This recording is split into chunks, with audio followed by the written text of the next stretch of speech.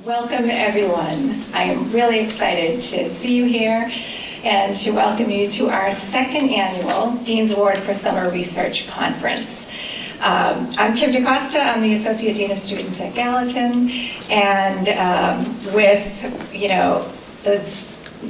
support doesn't even begin to cover it. Actually, the leadership of Ray George, we have put together this conference that can only be described as something we're really, really proud of, because it's one of the ways that we really get to understand what our students are interested in intellectually and to come together as a community to engage each other.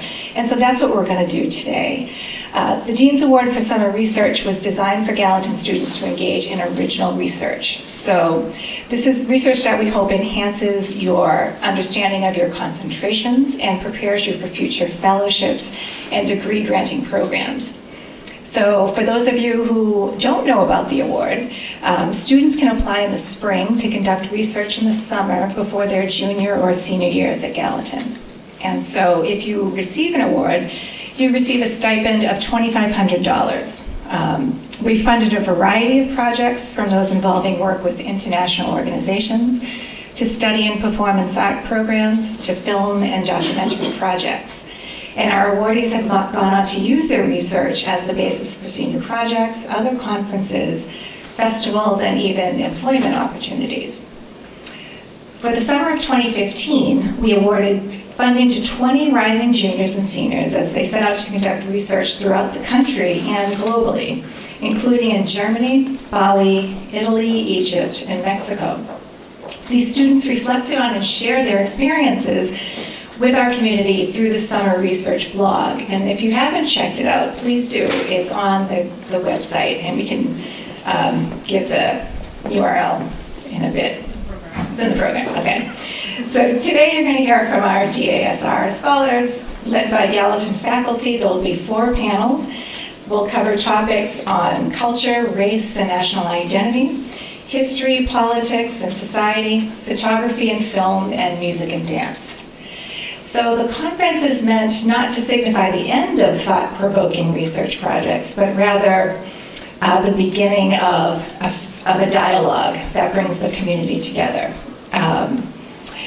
Not just faculty and peers, but the audience here, and we hope that you will participate by engaging in a Q&A at the end of the presentations. But before we begin with our first panel, I want to introduce someone that many of the students should know, and we want to make sure that you have a connection to Ben Brooks, who is our newest senior class advisor. And then I asked Ben to say a few words about what you might consider doing with your research and the ways that you might further your involvement beyond Gallatin in this research. Okay. Thank you, Kim. Yes, I'm new to Gallatin. I've been here for just a couple of months, but I'm the senior class advisor, or one of the 2 senior class advisors. And in part, I was brought in to help students, brilliant students like yourselves, take your research and move it on to the next level. So I just really want to make myself available. This type of research that all of you are doing lines up perfectly with certain types of grad school programs, certain types of fellowships and scholarships that are available to you at the undergraduate level, but also as you transition out of and past your undergraduate time here at Gallatin. I myself am a Fulbright Fellow, or was a Fulbright Fellow, so I'm very well versed in that, but there are a wide array of scholarships and fellowships available to all of you. What's that? Some examples. Okay, let's see. For those of you interested in the science world, we have the UDAL. This is available at the undergraduate level. This is an excellent way to conduct research in the fields of science, but it's broad. So, and I know Gallatin has a broad relationship with science, so this is actually a really good one for Gallatin students. The Truman is a good one for the more politically and social justice-minded students. This is at the undergraduate level. So for those of you who are seniors, this one's probably a little bit, it already happened. So, but for those of you in the audience, come talk to me about it. And then of course we have some of the big ones like the Rhodes and the Marshall that are really upper echelon awards that work really well. This is to go to graduate school in certain places, Oxford, Cambridge, and others in the UK. But there are also awards like this for China and also for here in the US to get into top-notch graduate school programs. It's just a smattering, but there are hundreds of these, and I'd be happy to talk to you about any and all of them, including ones right here in Gallatin and at NYU as well. All right. So remember his name. This is the person you want to see. If you have any interest at all, at all, you don't have to think you're going to win it. We're going to help you so that you have a good chance of winning it. Okay. So with that, I want to welcome you to our first panel on culture, race, and national identity, moderated by Associate Dean of Faculty, Millery Polyné. Thank you all so much for being here to support our scholars, and please feel free to attend the other panels we'll have throughout the day, and join us later in the evening at 6 o'clock? 6:30 for our closing reception. Thank you.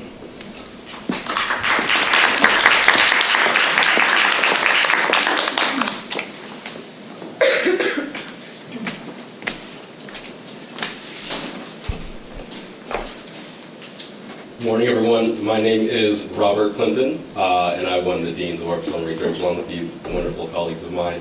And my project is called Who's Seated, Who's Served?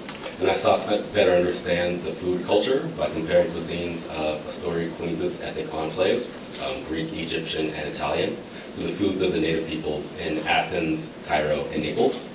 And this was inspired by my feelings of alienation coming to NYU. I'm from California, and I came to NYU and eaten the dining halls, and all the food that they said was like the home-cooked classics, like the American foods, were not what I was eating at home at all. And so I thought to myself, if I'm having such a hard time adjusting to food in New York, and I'm only coming from California, what do people who move across the world feel like when they get here? And this got me thinking more largely about what American food is and like what our food culture is in the United States. And so you think about American food, right? Apple pie. As American as apple pie. Apple pie comes from the Netherlands. You think about hamburgers and hot dogs and pretzels. They all come from Germany. So what is our national cuisine if it's not American? Who has been assimilated and whose food are we eating and calling American? And if a nation is a symbolic community where everyone participates in the idea of being American, then what does it mean for certain groups to be excluded from that? And also what does it mean for certain groups to be included within that? Does it take away from their authenticity if they become American? So these are some of the questions I grappled with as I began my research. And I started out in Athens looking for authentic Greek food and got to a grocery store on Saturday morning and found Philadelphia cream cheese and Cookie Crisp cereal. That's not what I thought was going to be in Greece. You know, you think of Greece and you think of wonderful cheeses and all kinds of foods like that. And so this is what I found in the grocery store. And that got me thinking, well, this must not be where the real Greek people shop. And that took me to the markets outside. And lots of different produce markets, fish markets, meat markets, really fresh, exciting food everywhere. Really invigorating environments where the markets serve not only as places where people could buy their food, but also places of community development, places of social interaction, places where people were involved in a deeper meaning with their food. I went to a restaurant. So Greek people eat at small restaurants called tavernas, and I stumbled upon this taverna. It was underground, and there were two kind of gates leading up to it, leading to this underground, very dark, damp place, and I was the only one who was inside. There was the proprietor, the restaurant owner. He was wearing a dirty apron, and I said, "Can I eat here?" He said, "No English." So I rubbed my stomach. He was like, please come in. And there was no menu. We were only two in there, so he took me to the kitchen and lifted off the lids of the pots and pans, and that's how I got to choose my meal. And so I ate a chickpea and olive oil salad, a fish and tomato stew with bread. He gave me a pitcher of wine. It was the most sour wine I've ever had in my life. But really great meal, and really got me more connected with Greek culture, because this is what I was looking for as far as like authenticity within Greek, within Athens. My next trip was to Cairo. In Cairo, like in Athens, there were lots of fresh produce markets. And Cairo was interesting for a number of reasons. I went during Eid, which is the festival after Ramadan ends, so there was lots of celebration around food happening then, because people were able to finally eat during the day and break their fast. I was also interested in how food in Egypt is considered, because some people think of Egyptian food as Mediterranean, whereas others think of it as Middle Eastern, whereas others think of it as African food, or a combination of all three. And so there's lots of kind of political involvement in designating what a food is in Egypt, just like there was in America. So lots of food, like I said before, lots of produce, very communal. The biggest part of the food culture that I experienced there, though, was bread, and there are lots of bakeries everywhere in Egypt, where people would sit outside the bakeries and eat together. Very, very hot, but still sites of community kind of development, community involvement there.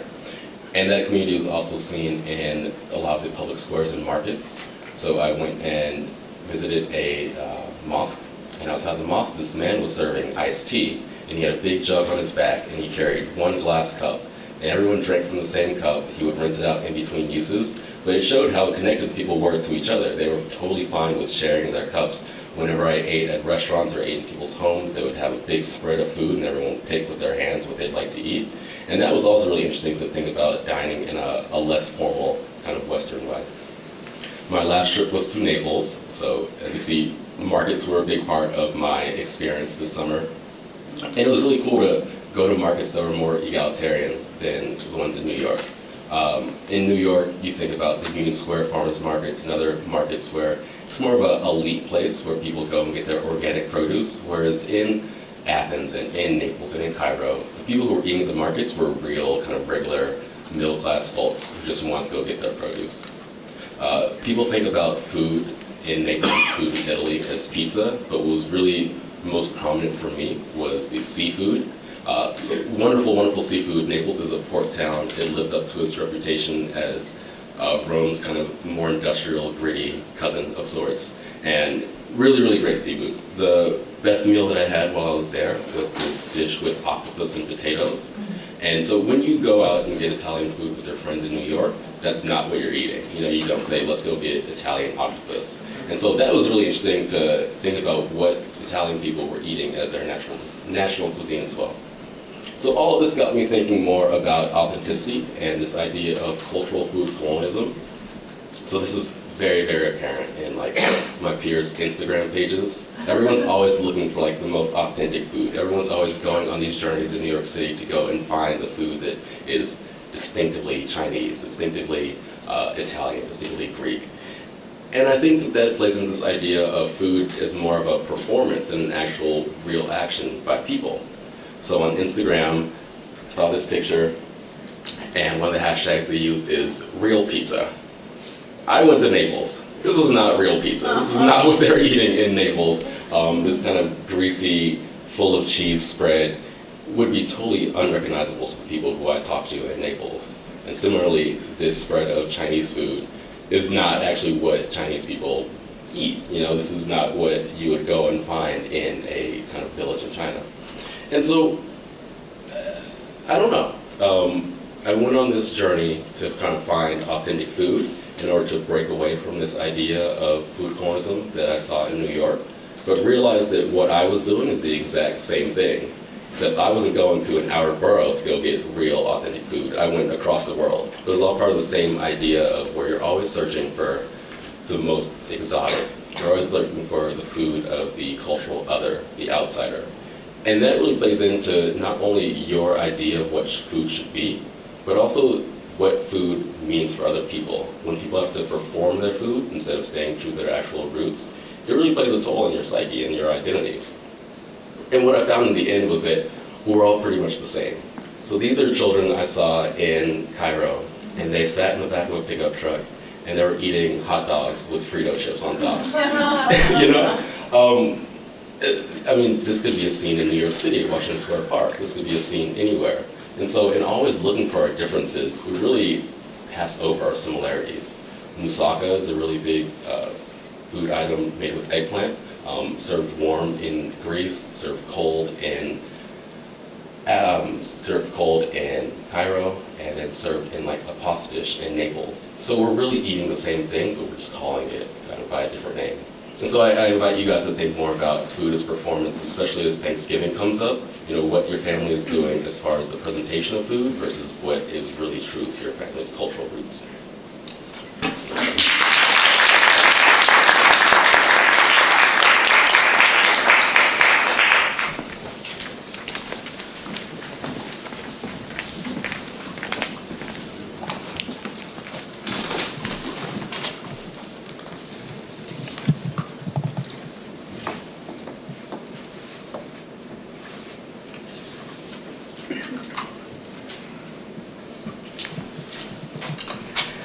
Good morning, everyone. Thank you for listening. My name is Kitania Folk. This summer, I spent a month in Oaxaca, a city in southern Mexico. What first brought my attention to the city and state of Oaxaca was its history of social movement, and specifically a teachers' movement that occurred there in the summer of 2006. Before I continue, I would just like to say this is all work in progress for me. I plan to turn the work I began in Oaxaca and am continuing now in an independent study into a senior project in the spring. That being said, I'm eager to hear what people think and suggest that I may not have thought of yet. The more I've studied this, the more complex it has become. Oaxaca is truly an amazing and special place. The band Beirut has an entire album that is inspired by music they heard in the streets of Oaxaca. The photographer Marielle and Mark was so taken with the city visually that she ran a workshop there for over 20 years. And the anthropologist and neurologist Oliver Sacks wrote a book called Oaxaca Journal about his trip there to study ferns. I'm not at all surprised that artists and intellectuals alike have found inspiration in Oaxaca. There's something about the streets there that invites action, thought, and community. Having done some research before going, I found that every time I went out, whether it was to go to the market, go looking for some graffiti, or explore a new neighborhood, I would discover something new to go home and research that added to my understanding of the city. During my time there, when I was walking the streets, the teachers were occupying the central square, as they have been for the last 30 years or so, every summer. Let me give some background on the teachers' movement. Before 2006, the teachers' union occupying the central square of Oaxaca had become more a political procedure than protest. The teachers would stay an average of a week until an acceptable amount of their demands were met, and then they would return home. Until 2006, none of these occupations had resulted in any violence. The governor, Ulysses Ruiz, broke that pattern that summer when he sent in police armed with tear gas and rubber bullets to remove the teachers from the square. Once the dust had settled and the teachers returned the next day, what was in many ways seen as a betrayal of the previous day inspired the formation of a coalition of local social groups under the Popular Assembly of the Peoples of Oaxaca, or APO. Their main demand was the resignation of Ruiz. APO as a group had a lot of problems. Part of its power came from its inclusive message, but at the same time, the ad hoc nature of the group would prove its undoing. By the end of the several-month standoff between the government and APO, the connection between the various groups that had joined together would seem fairly loose, except for their joint experience in Oaxaca that summer, for those months.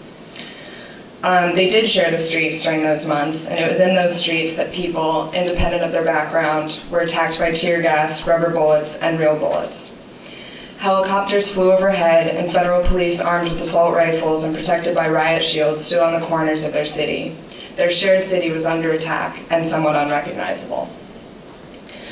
While I was in Oaxaca, I connected with a group of street artists who started a collective during this time called the Assembly of Revolutionary Artists of Oaxaca, or ASARO. It began for me, as so many things seem to begin, on Instagram. I was looking up some artists from ASARO and got a follow back from one artist in particular, Yeska, which was pretty exciting. The next day I was walking along a street near where I was staying and noticed one of his pieces,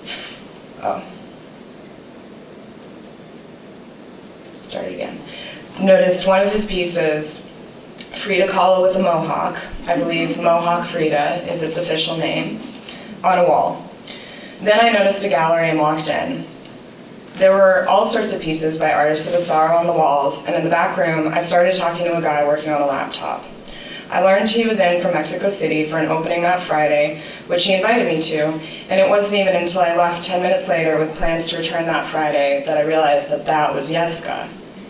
He ended up being very open with me about his life story and thoughts around the type of political graffiti he and other artists of Asaro make. I even had the chance to interview him before he returned to Mexico City. He's the guy sitting on the couch next to the bottle of mezcal. I took that picture, there it is. I took that picture after I interviewed him. I figured out pretty quickly that in Oaxaca, mezcal is the answer to pretty much any situation that presents itself. Celebration, sickness, depression, boredom, a casual interview, anything.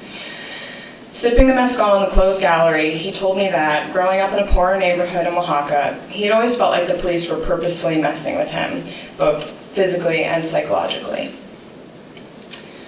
He described how relieved he felt when he discovered street art and political graffiti because it finally felt like there was a peaceful, while still powerful and political way to express himself. He was missing that, and he felt that a lot of Oaxacans were missing that, which I see reflected in the movement that happened in 2006. Even though I wasn't an artist and my Spanish could always be improved, I was very much welcomed by this group, and that's the way the gallery/workspace/space seemed to operate. Tons of people cycled through to make work, talk about art and politics, or just drink Coronas and/or mezcal. As I mentioned earlier, the inclusivity of Apo, exemplified by Asaro, was the movement's weapon and its curse. On the one hand, the number of people involved automatically made it a powerful challenge to the government and to the status quo of the city. Everyone was forced to react to what was going on. Unlike other social movements, which may be isolated to a certain area of the city or else only affect a certain segment of the population, this affected the entire city of Oaxaca. The power of the streets as a canvas highlights the experience that all Oaxacans shared on some level in the summer of 2006. The public spaces in the city, such as the corners where the barricades guarded by protesters were, decorated for Dia de los Muertos and serving as little safe havens throughout the city, proved the ultimate connector. If you were in the streets, then you were a Oaxacan, or you were at least interested in what Oaxaca was up to. I felt that even this past summer, when I passed by federal police on street corners, always accidentally quickening my pace and searching for someone else on the street to smile and nod at or say buenos dias to. As an outsider who was only reading and thinking about Oaxaca before I went, going and really feeling Oaxaca and being welcomed by so many was truly an invaluable experience for the deepening of my research and understanding. And I want to thank Gallatin so much for that opportunity. Thank you all for listening.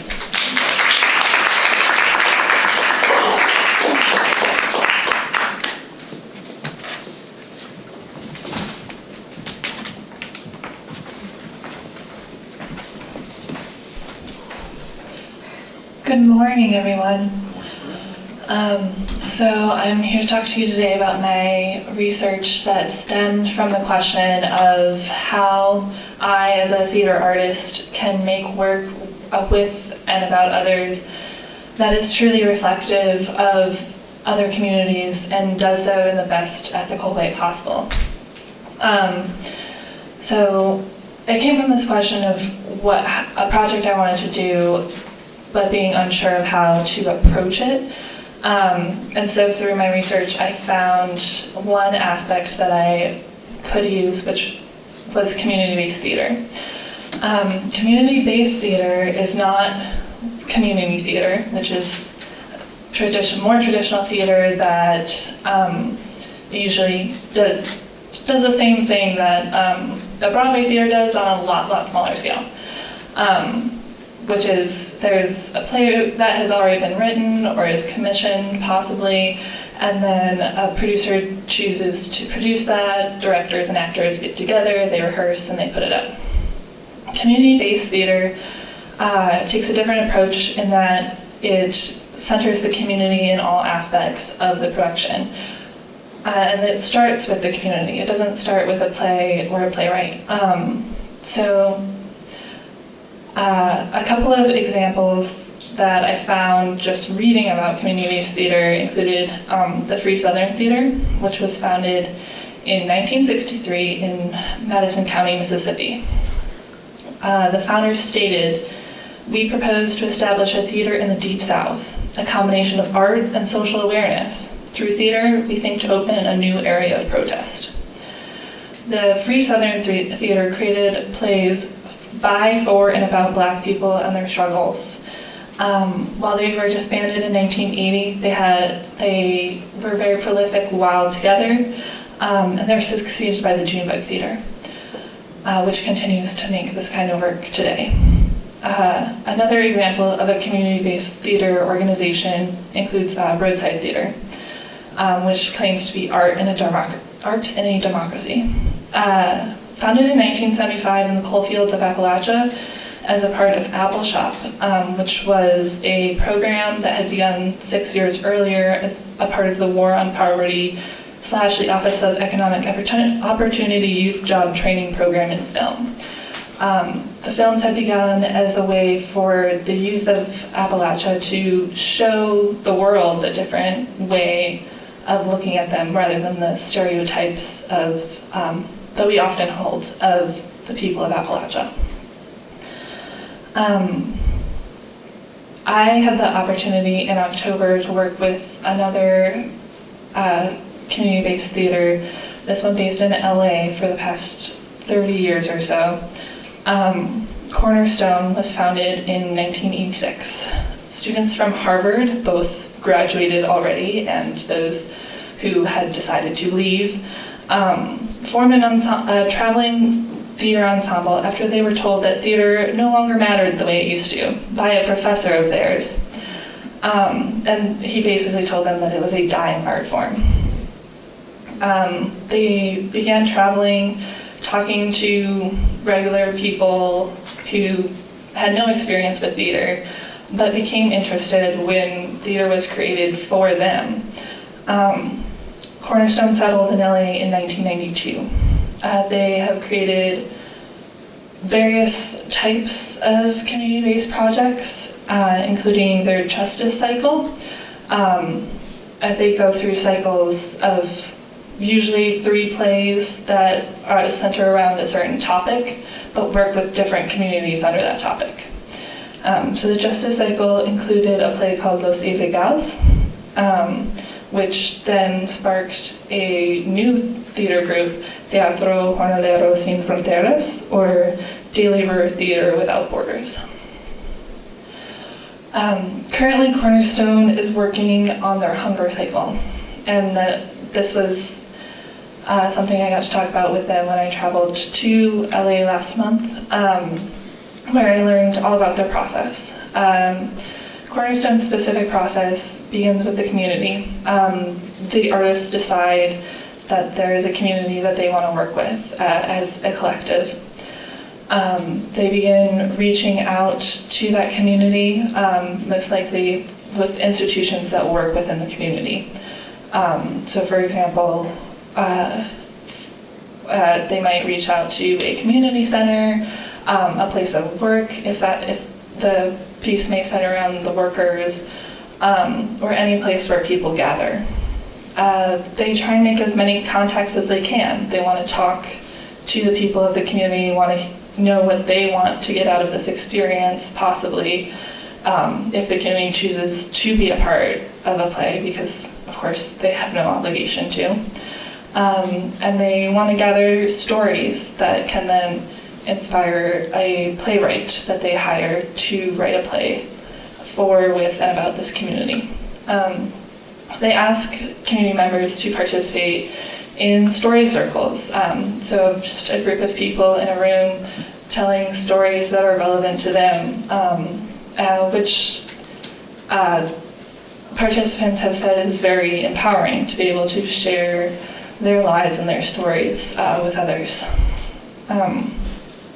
After gathering stories and material, a playwright then writes a play. They spend, maybe 6 months or so working on this after being in contact with the community for maybe a year. After writing the play, the artists take the play back and they cast community members. There are professional actors in Cornerstone's productions, but usually they're more non-professional actors than actors. The play is then rehearsed for probably 6 weeks, and people make the commitment that they can make. So something that was discussed a lot at the workshop I attended was how to work with people who have regular jobs. They can't commit their whole lives to this process. And Cornerstone is very aware of that and asks people to make whatever commitment they can. So they usually rehearse in the evenings and on weekends. If someone can't commit to that, then they try to get them involved in any way they can, whether that's building and painting sets or just asking people to bring as many people as possible to a production. The whole purpose is for this to be for, by, and about the community. So the for part includes presenting it to the community. The plays are staged wherever the community is. Sometimes that means in the parking lot of a community space, in a basketball court, but these are also professional productions. They put as much effort into them as any off-Broadway show that you see here in the city. Because it's community-based and includes non-professionals doesn't mean that it's not worth putting the same effort into.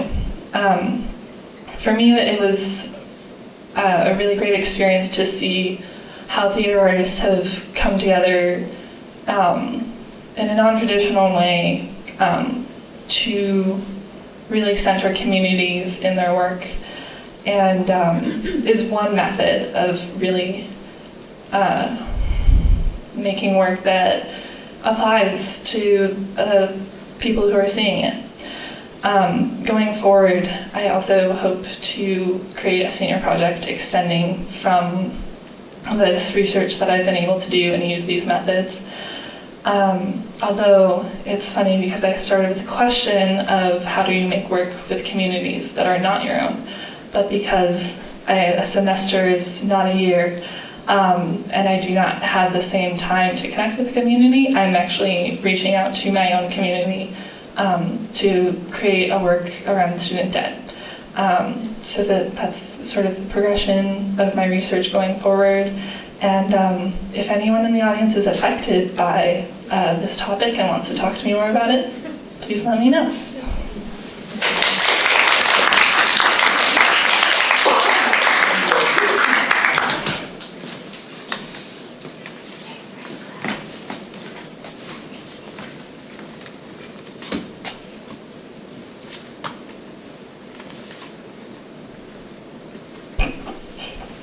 Hi everyone, good morning. My name is Brenda. Thank you for joining me. So, let me like this. My project stems from an experience living in the US as Asian American, as having to straddle two identities and sort of wrestling to create one that I could claim as my own. And this sort of experience, this question aligned with the years I spent studying French. So I began thinking about, well, are there Asians in France? Obviously there are, but the way that France and French culture has just been framed as this white space, as this very homogenous space, made me just wonder if there are ethnic enclaves there, if there are communities there, how have they been known by France, how have they been known by French people, and how have they been interpreted as communities of their own. And so I went to Paris, and I went to see the Quartier Asiatique, which is their Chinatown, what they call their Chinatown, and it defines for the 13th arrondissement basically that whole space. And so I decided to isolate 3 sites. I isolated that place, the Museum of the History of Immigration, and also now it is called the Garden of Agronomy, but the former colonial exposition site. So this is what the Chinatown there looks like. In Paris, it's sort of framed as non-Parisian because it doesn't follow the typical Haussmannian architecture style. And when you go there, people say, or in tourist magazines have sort of called it taking a trip out of Paris without leaving. And when you go, you see a lot of residential areas, you see a lot of commercial areas, a lot of restaurants, a lot of stores for clothing. And in fact, I realized that calling it a Chinatown is a misnomer because most of the people who live there are from Vietnam, Laos, and Cambodia, which in fact make up the colony that France had in the Southeast Asia, which is called Indochina.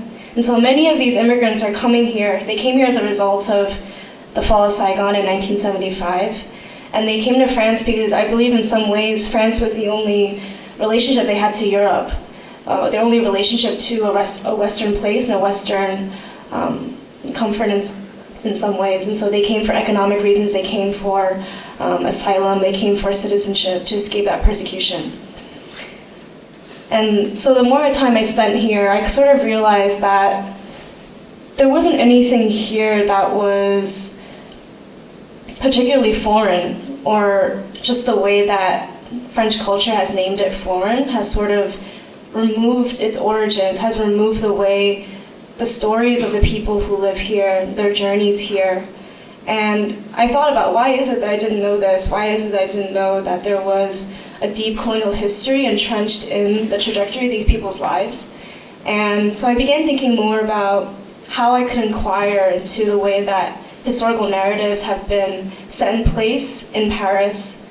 And that's why I left this area. I didn't really decide to sort of pick at it anymore, because I felt that in trying to pick at it, I was sort of trying to frame it even more, furthermore, as a foreign place, as an alien place, as somewhere where I could garner some further knowledge from it. So I decided to I started to look at the former colonial exposition site, which is in the Bois de Vincennes, which is right outside of Paris. I had to take the commuter rail, and it was about a half hour, an hour train ride over. And so this site now is a public park, but the exposition site was first set up in 1901, and subsequently there were a couple more expositions held there until formal decolonization happened after World War II.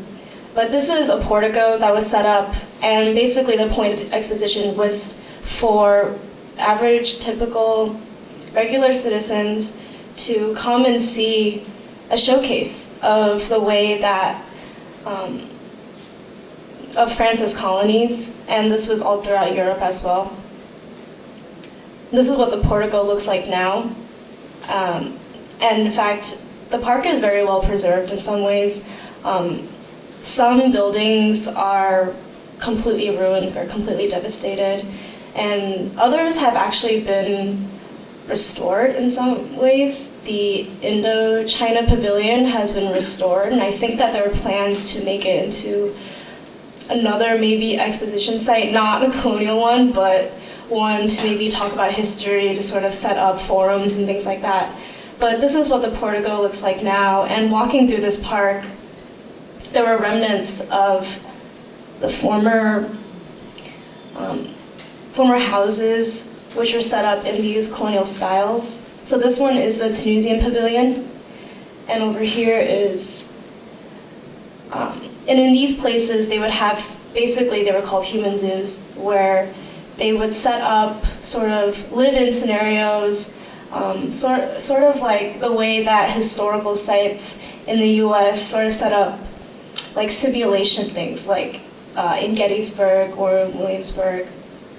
But these places would have colonial subjects in some ways imported here to interact with visitors, to live in these places, live in these spaces, to sort of show them this is what a slice of life is like.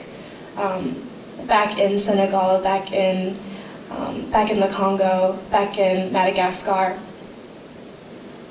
And throughout the years, the exposition site became, after the start of World War I, it became a makeshift hospital for colonial soldiers, for people to find bed rest while they were deciding where to go afterwards. And during this time, a makeshift mosque was also set up. And this mosque was actually demolished after World War I, and this is what prompted the Grand Mosque to be built in the 5th arrondissement. And after this time, memorials began to spring up, commemorating the deaths of these colonial soldiers, commemorating the deaths of Christian soldiers, of French soldiers, and these different, and whether you were a colonial soldier or a French soldier, it didn't seem to matter. All were grouped into the same space. And as I was sort of walking through this park, it was a very eerie experience. I went on a very foggy day. It was creepy and it was just very unsettling because I was really one of the only few people walking around. And I felt like there were all these memories embedded into this park. And I knew it because there were sites, there were little legends set up around the park to sort of guide the visitor. So in some ways you were prompted to inquire, you were prompted to travel, you were prompted to look into the past and see where is this site from, what happened here, and then it also prompted me to wonder, where do we go from here? And so as I was, interacting more intimately with this project, I realized that there is a very deep relationship between place and knowledge and memory and history, and how memory informs historical narratives, and how the loss of this memory or the hidden aspect of this memory also hides history and also hides stories. And so I was looking more into this colonial exposition. And this was the Museum of Colonies. This was set up in 1931. And this was a very big event. And then I realized that if I wanted to go to the Museum of Immigration, it was actually in this very building. And this was a very controversial and a very not widely talked about, or not even publicly open ceremony for this museum. I remember going to this museum and just feeling really startled because this site here was one that valorized and also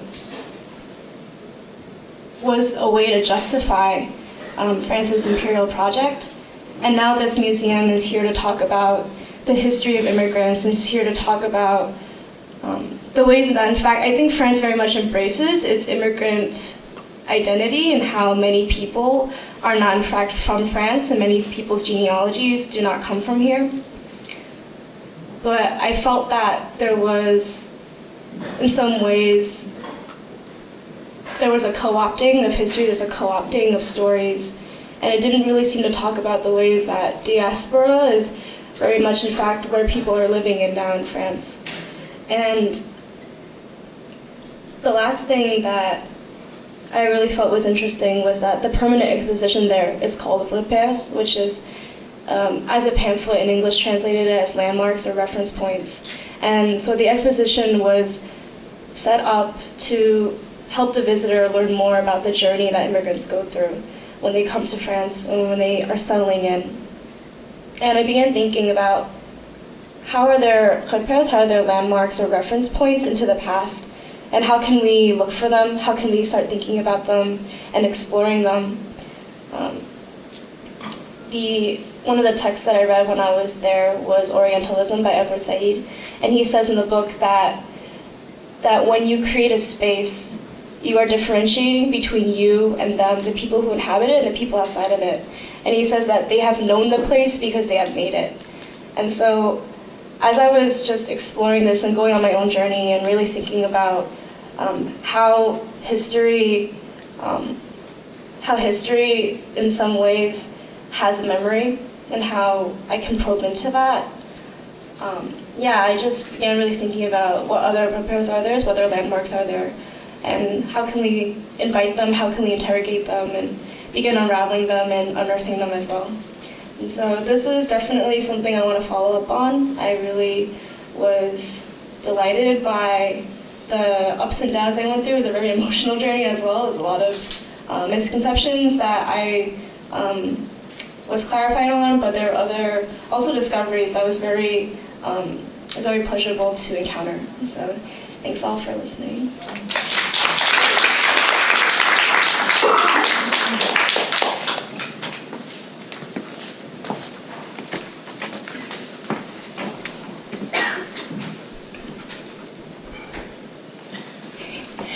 Hello, good morning. Is it still morning? Yes, it's still morning. My name is Mariah Young-Jones, and my project is called Reimagining Narratives of Black Ancestry.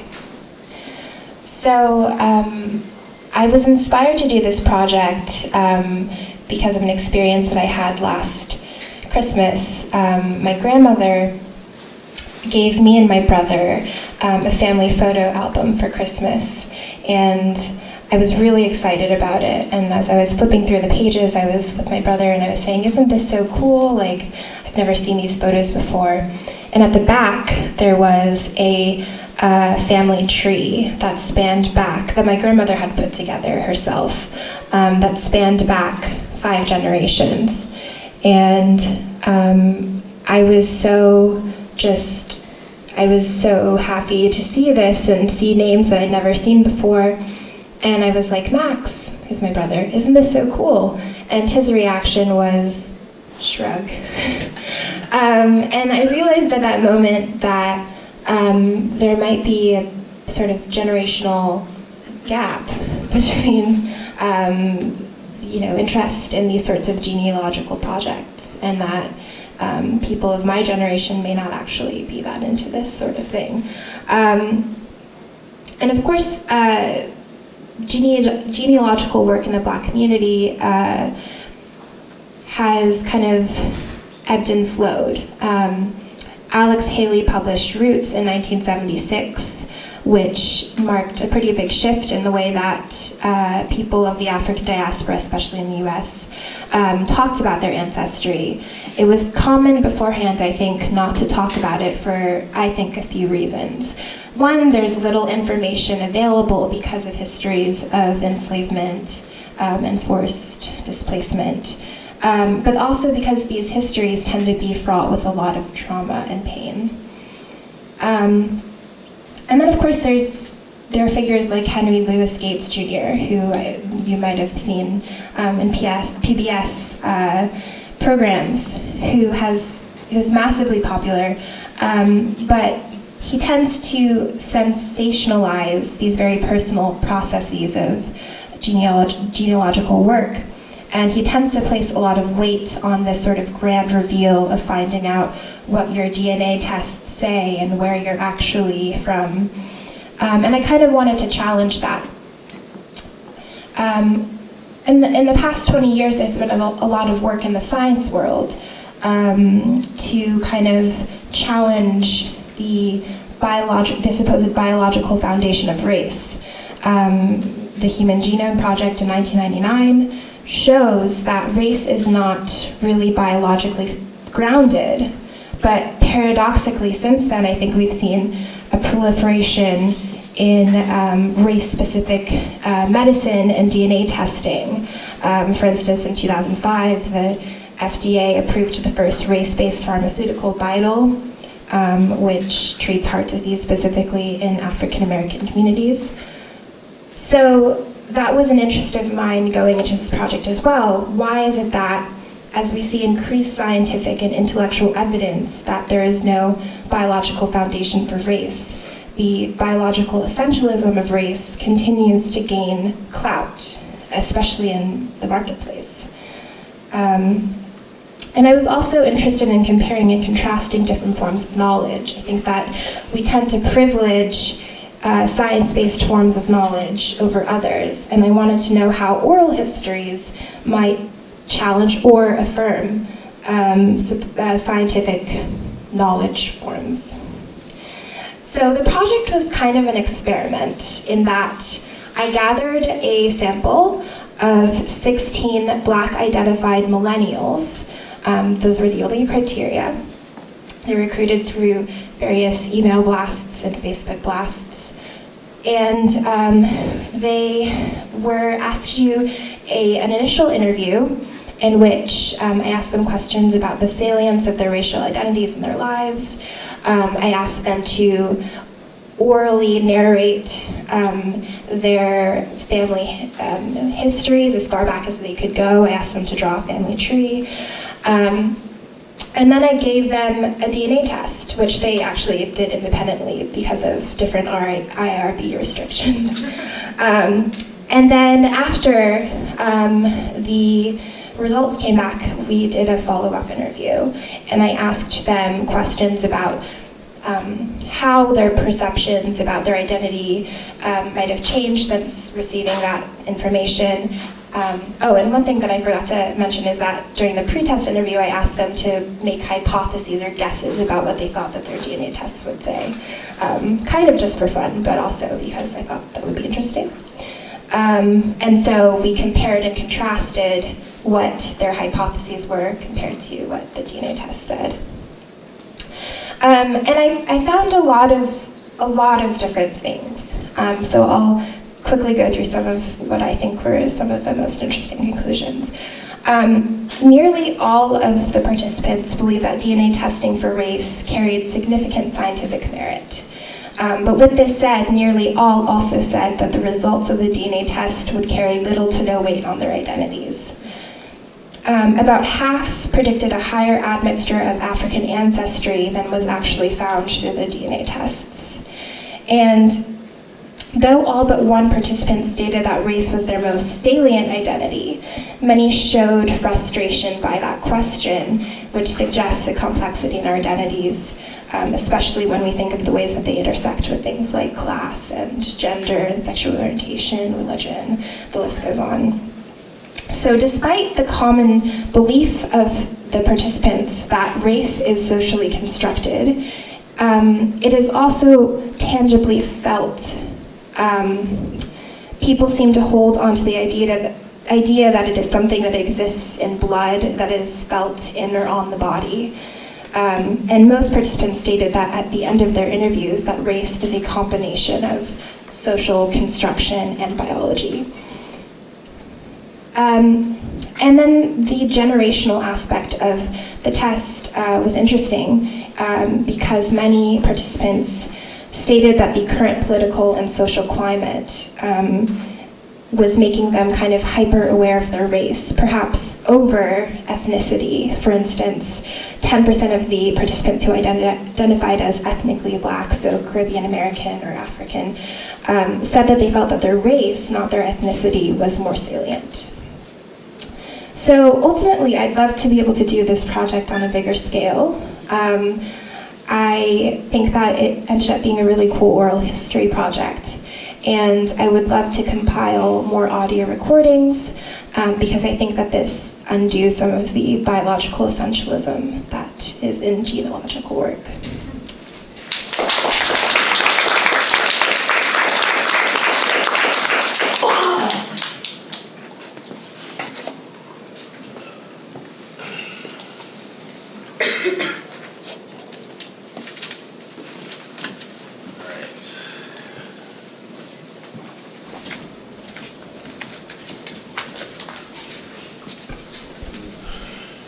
Morning, everyone. Morning, everyone. Morning. Oh, it's good to hear you. Good to hear you. My name is Millery, Polyné. It's a pleasure to be here. Thanks to Associate Dean Kim, Associate Dean of Students Kim DaCosta, Ray George, and all the others for organizing this student conference. Props to Dean Wofford for support of this work. Serious kudos and congrats to our student researchers, presenters, Kitania, Robert, Alex, Brenda, and Mariah. I have to say it's really cool reading these papers and take these intellectual and historical trips through the Americas. Imagining the smells and sounds that Robert encountered in Greek, Egyptian, and Italian neighborhoods in Queens and Lower Manhattan, also in Europe. Imagining what it would be like to know my ancestry and take a DNA test. Traveling the hills and mountain ranges that surround Oaxaca. Participate in an almost ritualistic protest so that Oaxacan children can be educated. Crossing the Atlantic and remembering the French coloniality In South Asia, that seems almost forgotten, particularly within scholarship that's written in English or discussed in U.S. classrooms, as Brenda talked about. It was really, really, really a wonderful disruption to a ministry of life right now. So these papers and presentations really, in my opinion, came together in very interesting ways. And I really do hope that you all get a chance to talk to one another. You know, seriously, if you haven't already. I know I came late, so I know that you may have already had a chance, but not just in sort of in a 5-minute, hey, this is what I did kind of work, but really exchange the work. I received papers from each one of you, you know, about 10 to 15 pages, so I really got into the work. And so if you exchange that work and really build and sort of critique each other and sort of talk about the connections between history and memory and appropriation and consumption, I think was really sort of the common themes that sort of came up from what I've heard. What is clear, and it's really important to always remind myself, especially with students of this caliber, is that you all are really in search of answers, you know, really asking really important questions, and really oftentimes sort of trying to find home, a place of peace in order to sort out and make connection with ideas and things outside of yourself, and really just trying to find those connections in order to begin to answer those questions that you have, right? So we have, as you know, 5 presenters, and so I will try to address our students in the order that I read the papers. So Robert, you know, it's clear that you thoroughly enjoyed your culinary journey to Greece, Egypt, and Italy. The question I had was really, what is the sort of connective tissue of these 3 nations for you, right? In some ways, what kind of commentary did you want to make about the Mediterranean culture, and in how it may bind or disrupt the global South and global North narratives, right? And you made a very important point about how people perceive Egypt and where it's located and situated, right? North Africa, the Mediterranean, the Middle East, right? It's all doing different types of work, those different types of narratives. I believe it's very smart to reflect upon this region of the Mediterranean to think about Queens, New York. So this is more heavily in your paper, than more so in your sort of your presentation. But you know, Queens, New York, what many journalists and inhabitants have deemed one of the most diverse places on earth, right? So I wanted to hear a little bit more about the formation of Queens, right? How did it become what it has now become? You know, it's an incredibly diverse place. And I was wondering if the culinary palates of those migrants have shifted in this American site as folks from different cultures have come together, right? It seemed that your central question seemed to be, how do immigrants, so it was stated in your paper, how do immigrants fare within America's culinary world? But I was hoping you could more firmly establish and answer that question in your discussion of and travels of Greek, Egyptian, and Italian immigrants in New York City. When you talk about how do immigrants fare, I wanted to hear a little bit more about, are you really trying to get at how do they succeed, how do they fail, create opportunities, foster, or shut down cross-pollination sort of efforts that may be taking place? Are people really within their Italian neighborhood, their Greek, Egyptian, what have you, neighborhoods, and within Queens, I know that I have many friends who, you know, Greek and Ecuadorian and Guatemalan, and you see the ways in which that world has come together. So one would think that these culinary worlds are also coming together. Is that happening within the restaurant worlds? Are dishes changing? Right? Language may have been a barrier, as you sort of alluded to in your paper, and also within your presentation. I'm really curious to hear a little bit more about whom did you talk to in New York City, in these different places? How did they attempt to answer that question about faring within this American culinary space? Right? I wanted to hear more of their voices. Okay. How did you apply these important questions of authenticity to the Mediterranean? You talked a little bit about that. And this question of authenticity is really, seems to be for you, really about the process of production and consumption. And so I wanted to encourage you to continue to look at these processes, right? And how it's working in this globalized world. And really document in specifics, in detail, how these processes are working.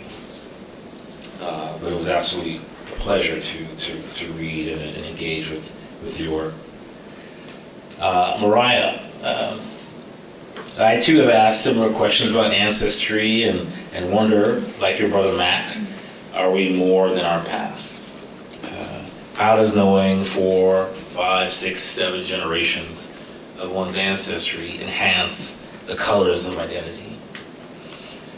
At the same time, also create, in particular cases where people take DNA tests, fictional or rather speculative futures. How, when one takes that DNA test, and I've wanted to take it, but there's a part of me that's also saying, you know what, I don't know if I believe in the sort of the scientific merits of it, actually also.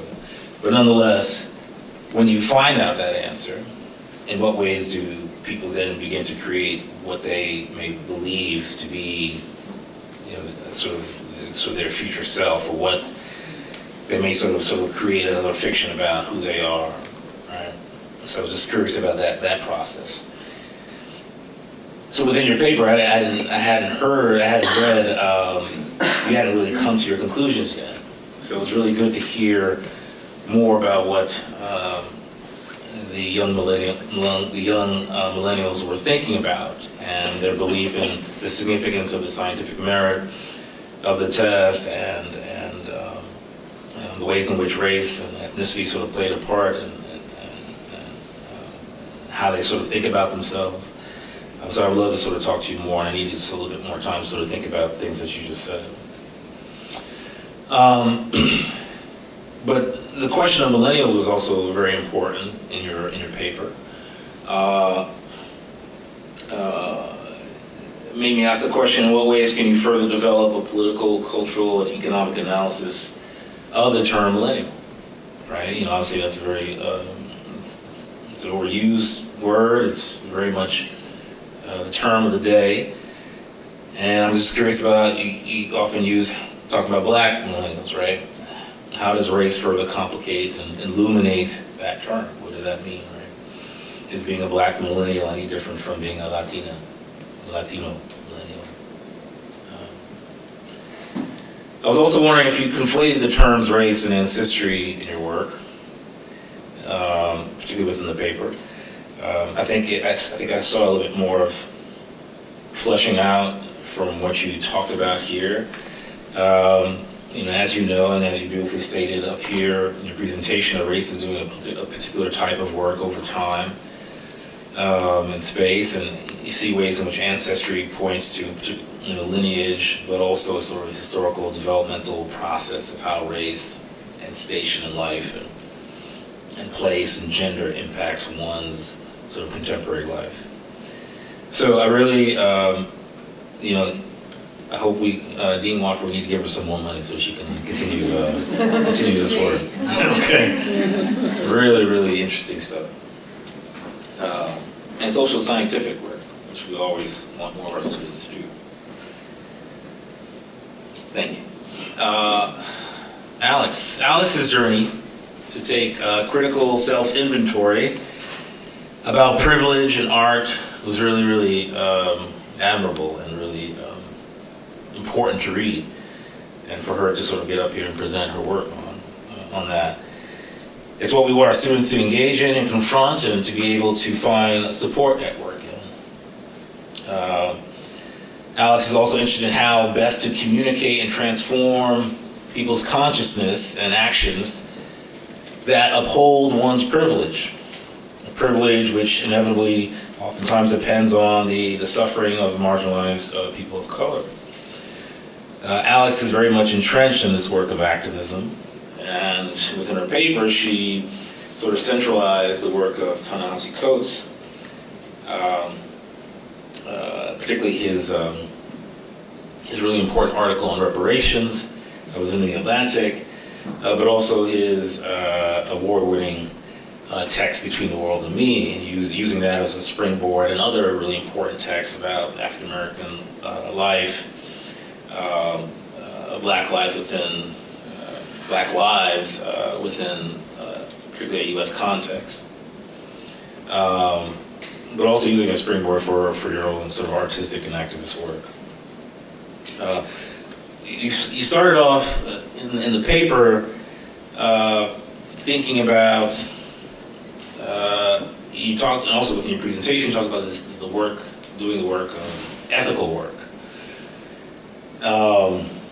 And sort of trying to situate yourself, using the terms of being an outsider and participating in other spaces and communities that you feel like you were not originally a part of. And how at times, wondering how to do this work, in some ways being uncomfortable, but trying to find ways to sort of fight through that and struggle with that. It just made me think about how do we move beyond this uncomfortability for many outsiders of representing people of color.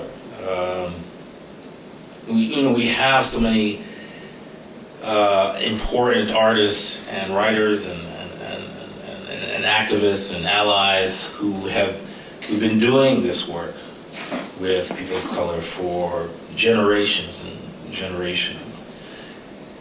But it still sort of sits for some reason, right?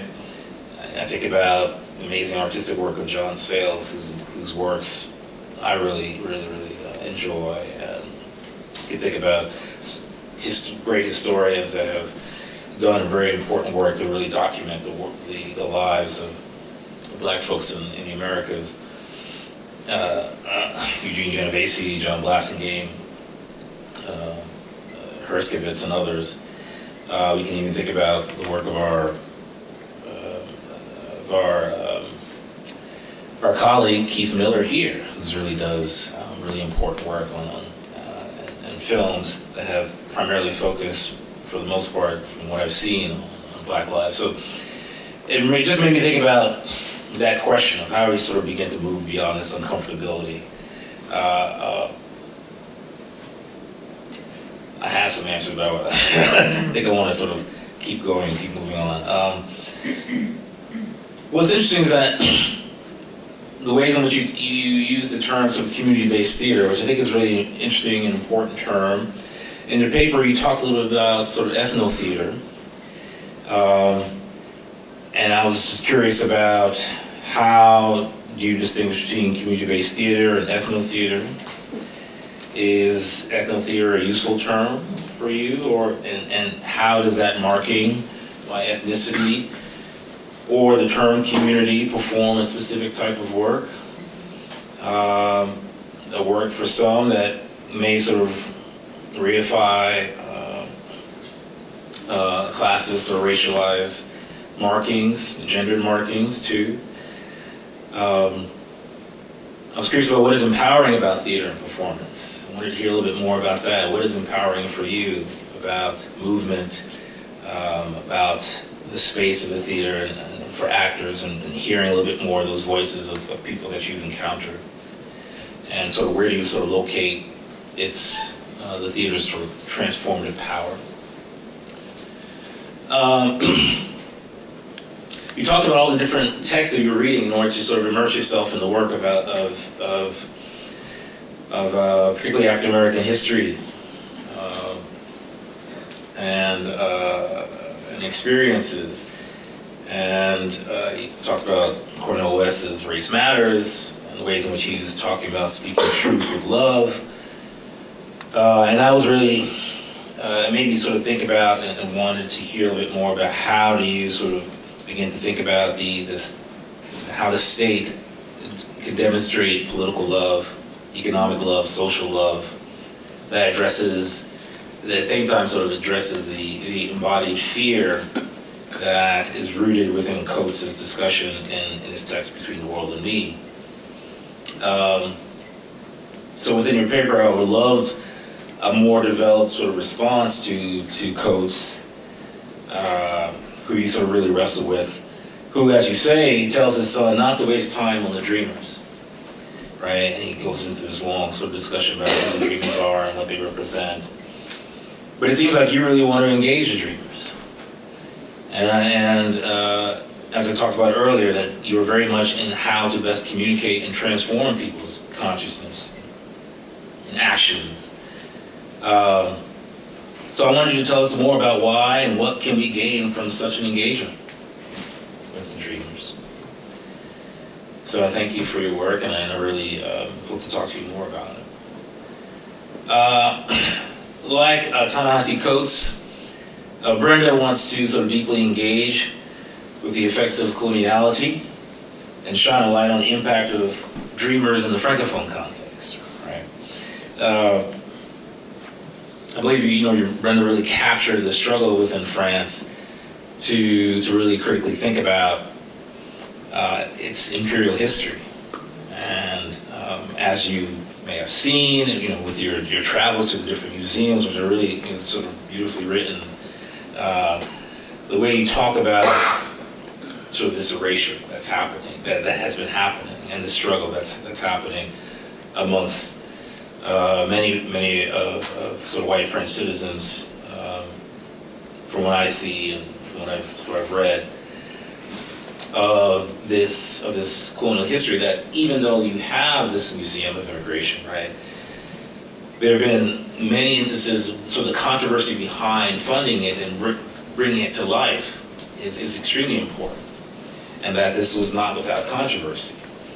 And there's been sort of many other sort of museums that the French, and when Sarkozy was in power, wanted to sort of bring about, that sort of collapses and really sort of glosses over its long sort of colonial history, and that was really powerful for me. As you know, as you go throughout Paris, there's very few monuments that sort of document French, whether it be Black French life and heroes or enemies of the French. The French continue to ask the question of who is French, and who gets to sort of lay claim to that, and there are ways in which they want to obviously embrace everyone, but that comes at a definite cost.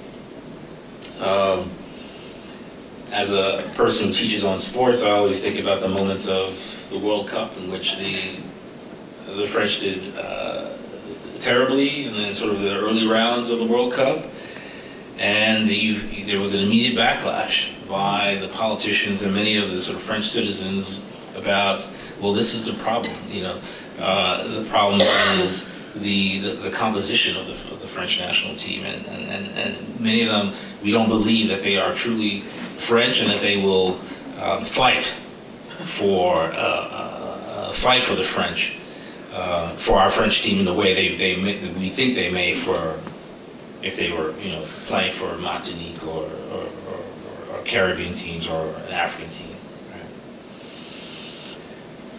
So I had really a lot of questions. You were thinking about sort of when you talked about the architecture of the quartier asiatique and how the architecture marks this space and other them in a particular way, and it's the ways in which that the neighborhood, as you say, sort of Little Asia, sort of situates them. Similar to the term of the banlieue, in which that becomes also very much a racialized space. So I really want you to continue to do the work that you're doing. I mean, and really, I'm very much partial to history. I really feel like there's very much and I haven't read it, but I'm curious to know about this what has been written about the history of this particular place. So hopefully you can sort of continue that.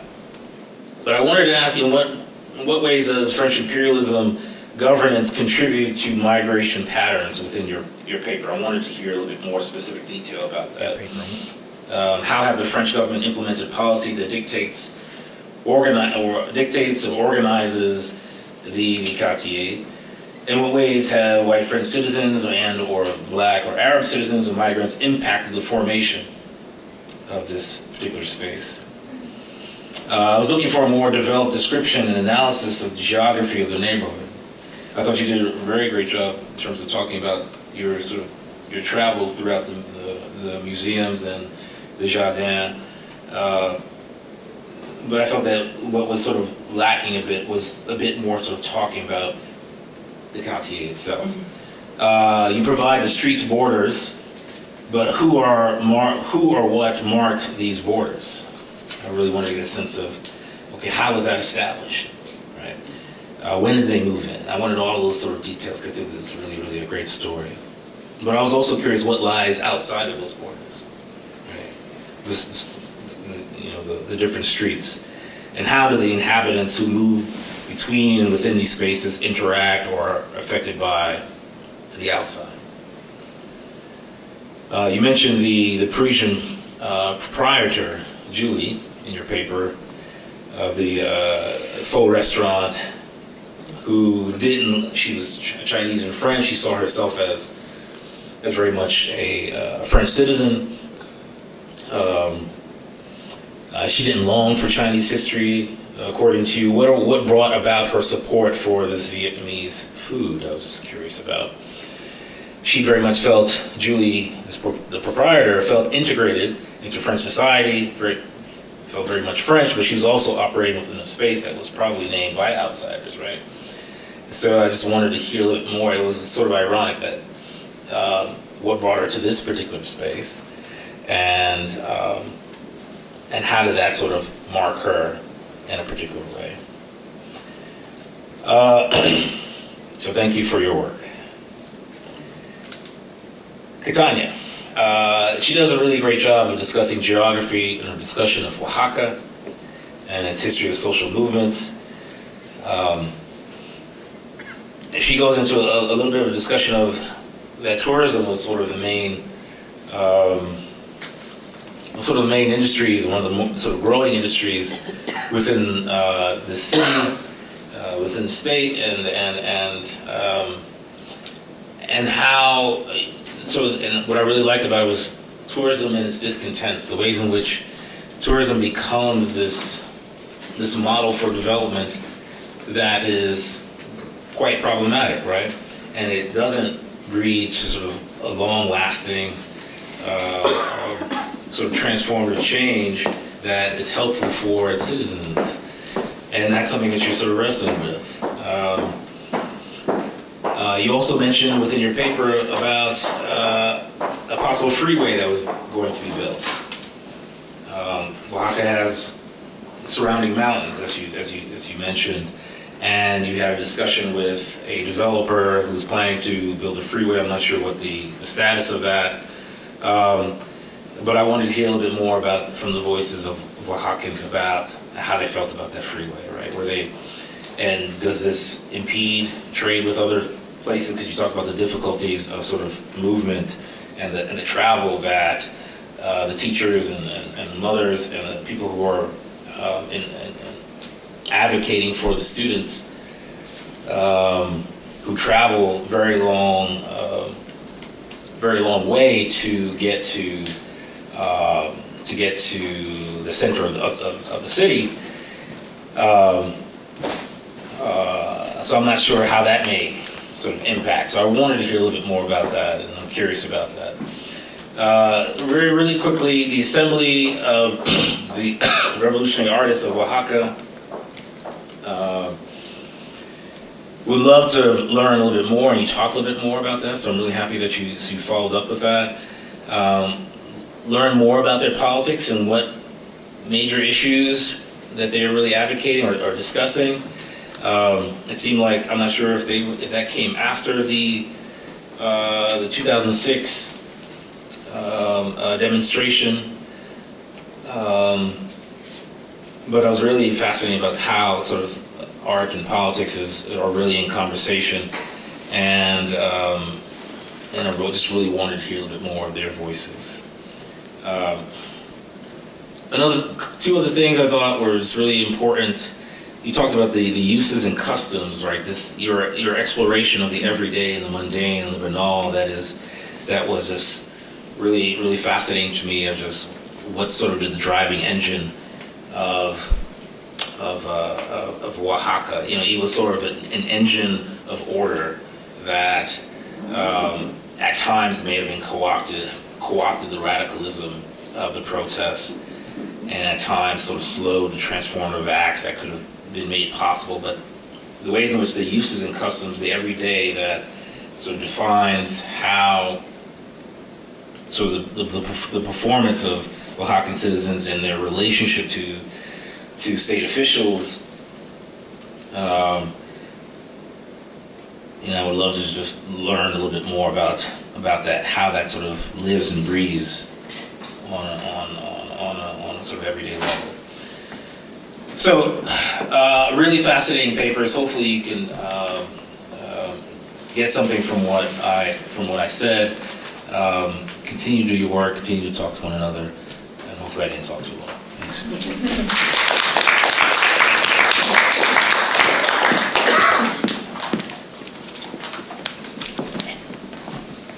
Unfortunately, it's very close to 12:30, so we'll have to skip the audience Q&A. But there is a break right after this, so you can definitely come talk to our discussants and ask them any questions you have. This concludes our Culture, Race, and National Identity panel. I would like to take a moment to thank our panelists, Robert Clinton, Kitania Folk, Alex Hansen, Brenda Lau, and Mariah Young-Jones. Thank you for the wonderful job that you've done in the panel today, and I also want to thank the discussant for this panel, Millery Polyné. So after this break at 1 p.m., we will have our next panel on history, politics, and society, moderated by Professor Andrew Gadberry. You can actually read more about the panel in your programs. And if you're interested if you are a Gallatin student who's a rising junior or senior, and you're interested in presenting in next year's conference, the application period for the 2016 DASR opens in January. So don't submit an application now. You'll have to resubmit later. But you can also follow the 2015 blog and the 2014 blog on the link that's in your programs, and you can join us in the lobby for a break. See you guys at 1.